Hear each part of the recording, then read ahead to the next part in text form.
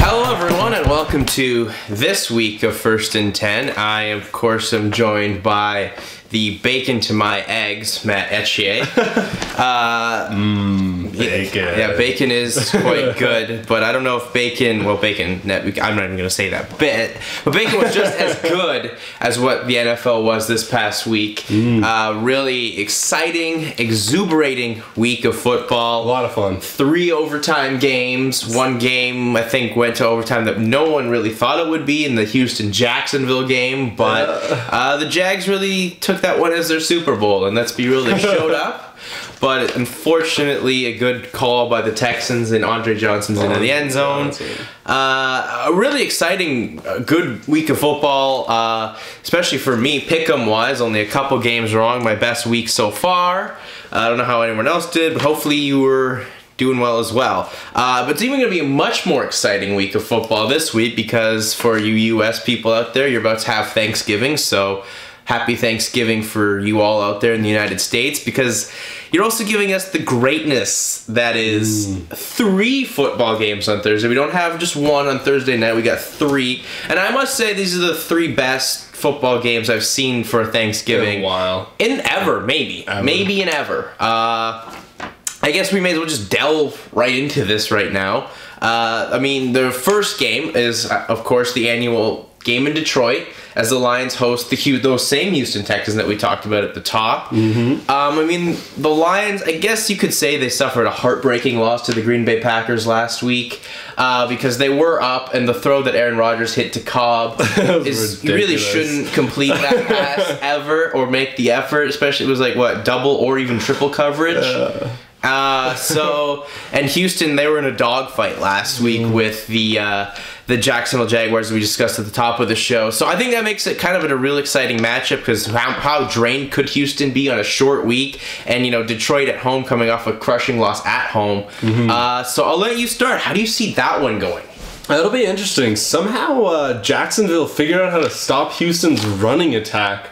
That was, I don't know, I just found that very surprising. So we'll see if Detroit can copy that. If they can, they have a chance. But I mean, I got to go with Houston at this point in the season. I think they're rolling. Even though Jacksonville made it close last week, great teams win close games, right? So Houston's for me anyway. Yeah, I would have to agree. I think the one thing that Detroit really showed, though, in that game last week is they actually had their great pass rushers actually be great pass rushers because they got to Aaron Rodgers a couple times and caused some disturbances. But, I mean, for me with Detroit in that game, it's Detroit playing Green Bay, and they always play Green Bay really at home. You know, tough divisional matchup.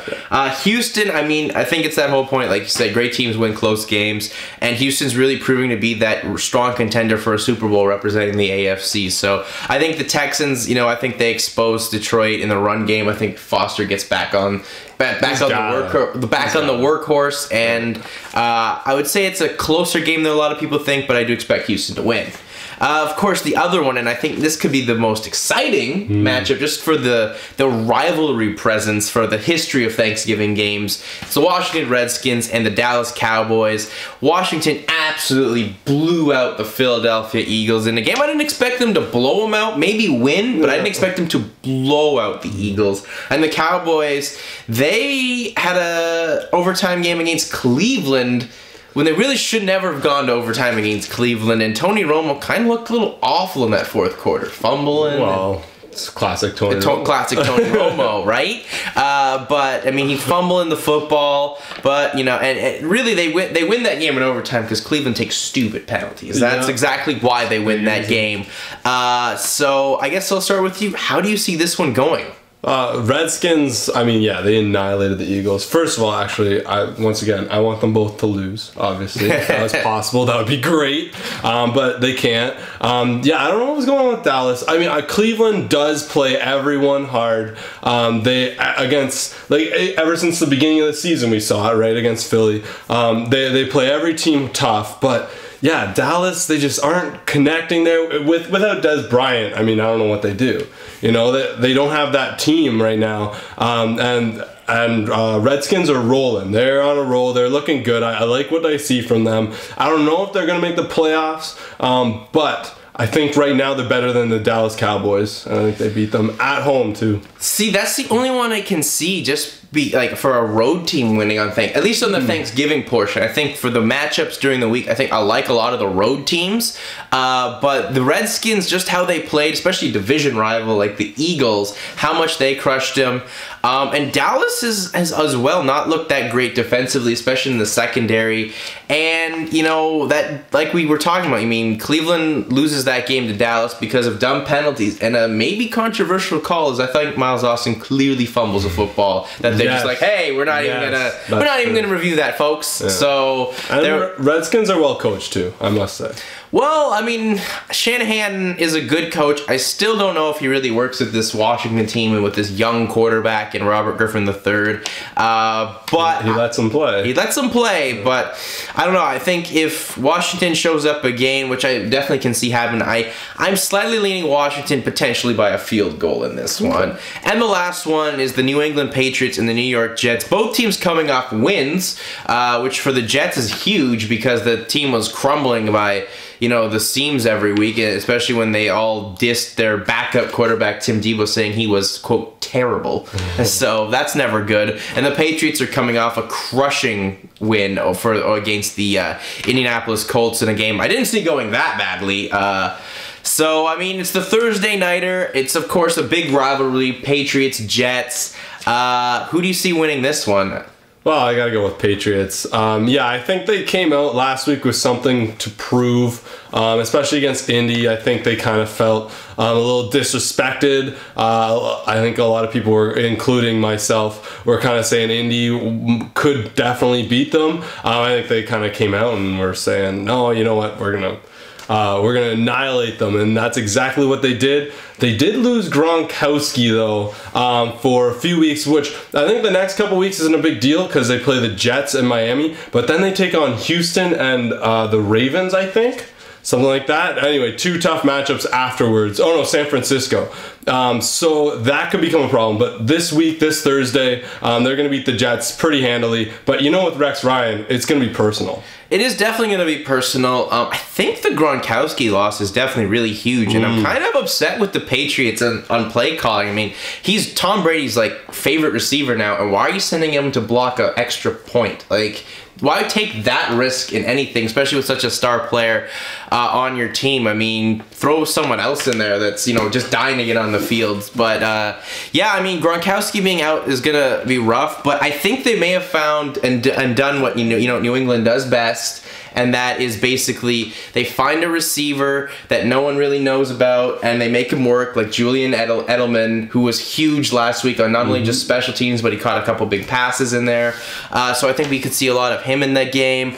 I'm liking the Patriots as well. I mean, I think the Patriots and Jets do make it maybe closer, but I think the Patriots defense swarms Sanchez, and really that's about it. But it should be a really exciting 3 games for the American folks and for us, because we get to take advantage of American Thanksgiving. We're even taking advantage of the Black Friday. I saw a mall say, hey, we have a Black Friday sale. I'm like, there's tons of, yeah, here in Canada. We're stealing all your thunder, America. I don't know what we're doing. Gobble, gobble. Gobble, gobble, indeed.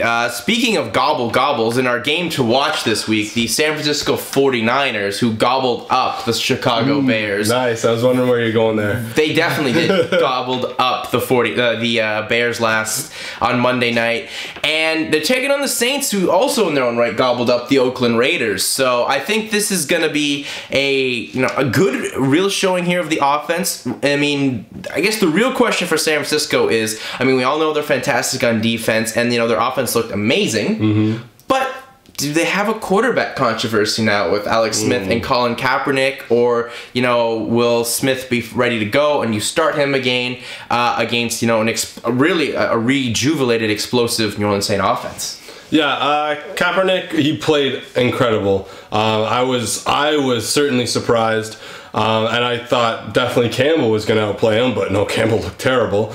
But I don't think there's a quarterback controversy. One game isn't enough to say, you know what, maybe we're going to put him in. Even if Alex Smith struggles a little bit in the next game or something like that, I don't know if he will. But even if he does, that job's his, for sure, 100%.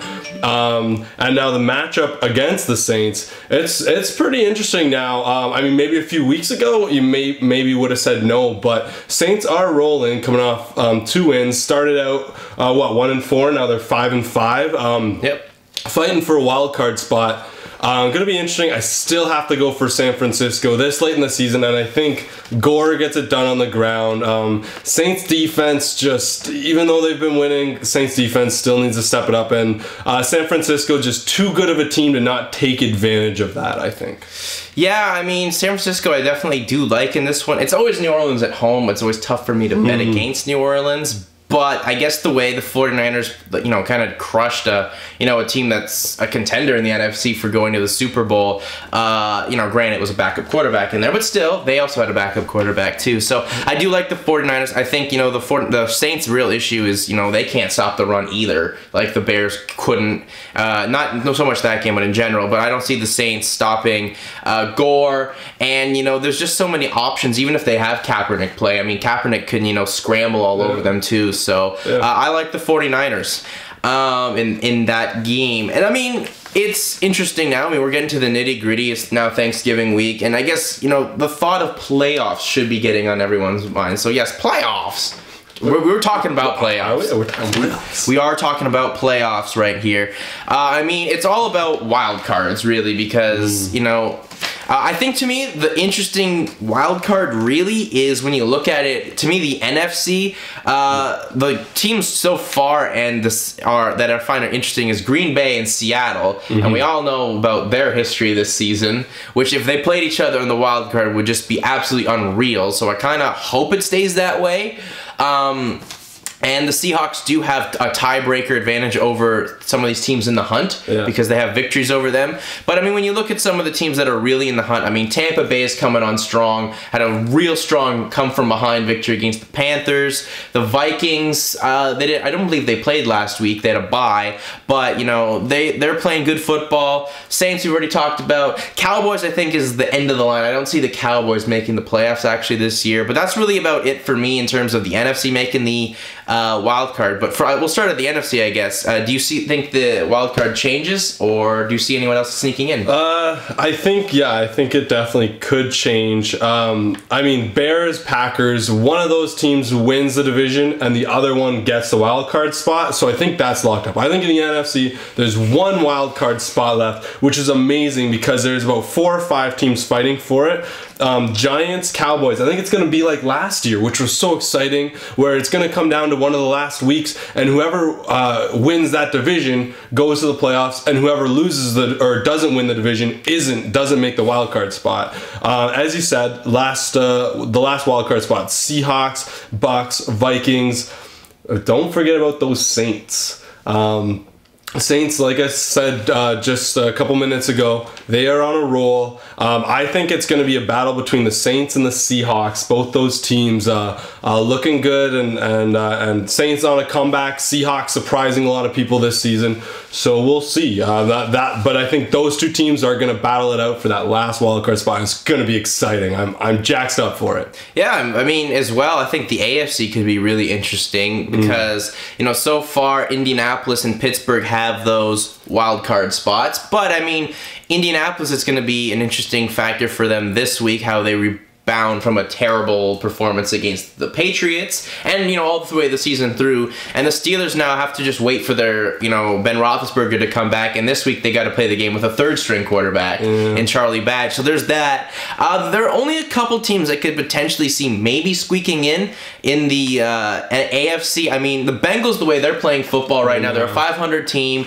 Andy Dalton has looked on fire, hitting plenty of receivers. He's mixing it up, not just AJ Green. I don't think the Chargers, I think the Chargers season's personally done. Yeah. I don't see the Chargers in there. They don't deserve to. No, either, they don't either. The only other teams potentially is someone maybe in the AFC East. Like, I think the Bills have the potential to get rolling. I mean, that's just me being a Bills fan. They do have potential there. It's just a matter if the defense can step up. And, you know, the Jets, you never know. I mean, they're up and down every week. So I could maybe see the Jets or the Bills maybe squeaking in there. But the only real contender I do see right now for stealing a wild card spot is Cincinnati, like last year. Yeah, I agree with you. It's close like that, but I honestly think the way it looks right now, that's how it's going to shape up. Maybe some jockeying in terms of position and where those playoff teams place, but I think who you see, so Texans, Ravens, Patriots, Broncos, Colts, and Steelers, those are going to be the 6 teams that make it in the playoffs in the AFC. Well, I mean, we'll see how we did, because, I mean, anything can happen. One team can have a division leader can have a monumental collapse and then become a wild card team. So we'll wait and see how things go. But I expect, you know, each division, or each conference, I should say, come down to the wire or something like that. It always does. And that's what makes football so exciting. So there's that. And then, of course, you know, we'll keep the game flow rolling here. 2 teams that, you know each other pretty well play on Sunday night. And that's the Giants hosting the Packers. Of course, the Giants, the last time they played, upsetting Green Bay at Lambeau in the playoff game, really, with that amazing Hail Mary that Hakeem Nicks caught. So that was, to me, the turning point of that game. But, you know, the Giants, as of now, struggling. They had a bye week to fix some things, maybe really improve their defense, which has looked absolutely pitiful in the past 2 games, especially against Cincinnati. And that A.J. Green touchdown from Dalton was just so sad to see. While as the Packers have been really rolling. I mean, they had a little shaky start there. You know, they're losing to teams that lost to Seattle controversially. They blow it against the Colts. But then ever since then, it's just like, that's the Green Bay we're used to seeing. And they kind of proved that last week in Detroit. So, you being the Giants fan and all, how do you see this one going for your team? It's still November, Jay. I know it is. It is. And the Giants secondary has looked terrible the last few weeks. And I mean, that's not a good thing when you're facing the Green Bay Packers. So I mean, just on that right there, I got to give the Green Bay Packers a big step up on the Giants right now. I still think it's going to be close because I think Giants always find a way to make a game like that close. But I mean, you can't go against the Green Bay Packers right now. They are rolling, like you said. It looks like they're in prime playoff format. Giants, as much as it hurts me to say, you guys are struggling. You got to get going, Eli. You're a great quarterback, but you got to step it up a little bit. Same with the receivers. It's November though, right? It's November. It's not unexpected. And they may be on their 2-year Super Bowl hangover-ish, and then you know. Give them another 3-4 years, they'll be in the Super Bowl again, probably winning and then blowing it. Probably against Patriots. Tom Coughlin will be out there in a wheelchair, so that could potentially happen, folks. But I do like Green Bay. I think, you know, football is a game of momentum, and, you know, they have a lot of it right now. The offense is clicking on all cylinders, and, you know, especially if the Giants secondary hasn't improved that much, I still think Aaron Rodgers picks that apart. So I like the Packers going into the Giants' home stadium and giving them a little bit of a receipt from that playoff game last year.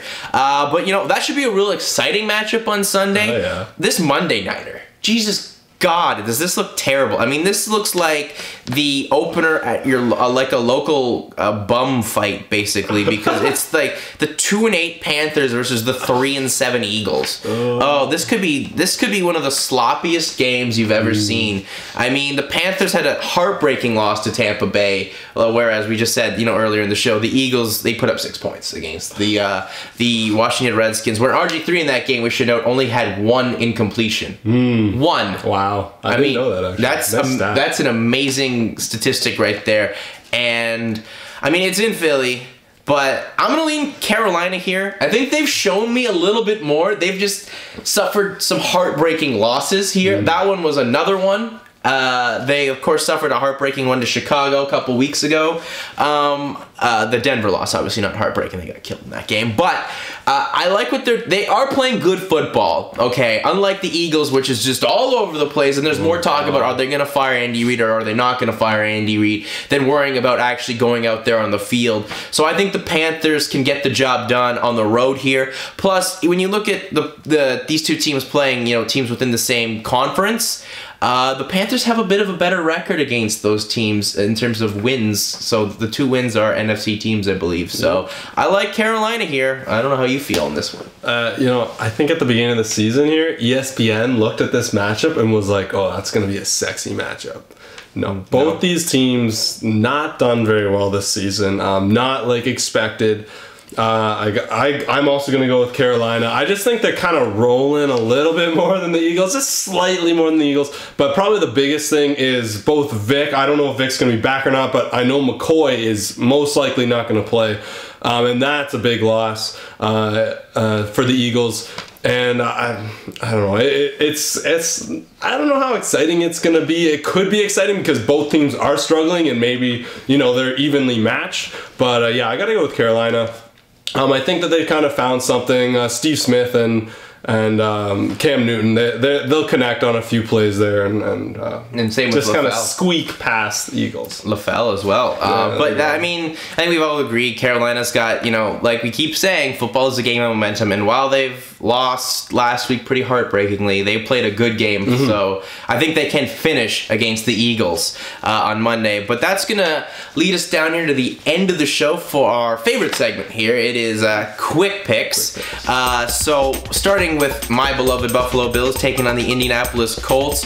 Who do you like in this one? Indianapolis at home. You know what? I think Indy could win, but I'm going to keep the momentum rolling here with Buffalo. I think they can they can shock the world. I'm basically. not surprised. Raiders and Bengals. Bengals. They've found something. They have played fantastic football in the past 2 weeks, while the Oakland Raiders have not. They've given up over, I believe, 100 points in the past 2 games, looking absolutely atrocious. So, as well, I like Cincinnati in the jungle. The Falcons and the Buccaneers in a strong NFC South matchup. Tampa Bay, I found them really good, but I gotta go with Atlanta. They're just too good of a team to go against. I think Atlanta bounces back, and more important, I think Matt Ryan bounces back from that 5 interception performance. So Atlanta on the road against the Bucs, the Vikings, and the Bears.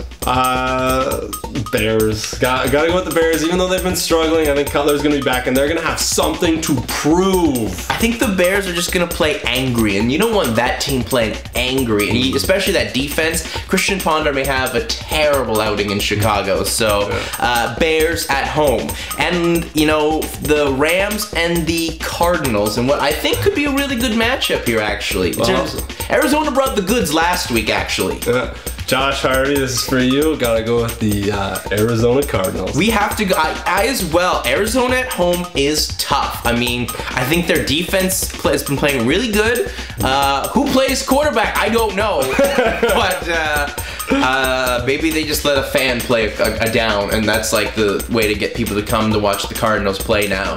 But I do like Arizona, though. I think they've been running the ball really well in the whole thing there. So I like Arizona at that one. And lastly, for being here a Canadian-themed show, we have the 100th Grey Cup, basically Canadian Super Bowl. So it's in Toronto, and the Toronto Argonauts are in the Grey Cup. They're taking on the Calgary Stampeders, 2 teams that have fantastic game history in this game. So who do you like in the 100th Grey Cup? I gotta go. It's gonna be an amazing game, I think. Both teams have taken very interesting routes to get here, but I have got to go with quarterback Ricky Ray and the Toronto Argonauts. He's played against Calgary for years in Edmonton, moves to Toronto, and they're a team of destiny, man. Yeah, I gotta go with the Argonauts as much as I'm a fan of the Stampeders as well. Ricky Ray and my boy Chad Owens, we're gonna rock it. I think it's gonna be an interesting matchup. I think the defense is maybe left at home for this game, which I think is, for people because in the States you can't watch this game on the NBC Sports Network. It's gonna be good for you to see, points. It's gonna be like at a slot machine and just blue points up everywhere. Yeah. I would like to see the Calgary Stampeders win. Kevin Glenn is the quarterback there, and it seems like they didn't really. He got them basically all the way through the season. They kept putting their starter in, and they didn't. Then he gets hurt again, and so I feel like it's a good chance for Kevin Glenn to, finally win that championship, and I would like to see that as a Hamilton Tiger Cat fan, but we keep saying it on this show, football is a game of momentum, and the way the Argonauts have been playing the past 4+ weeks, they've been playing fantastic football. I think they will win the Grey Cup, And I have a theory, if they win the Grey Cup, great things will happen for the Blue Jays. So I kind of want to see the Argonauts win for my theory to come true. But that's going to do it for this week of the show. Same Batman time, same Batman channel. For Matt, I'm out. Peace.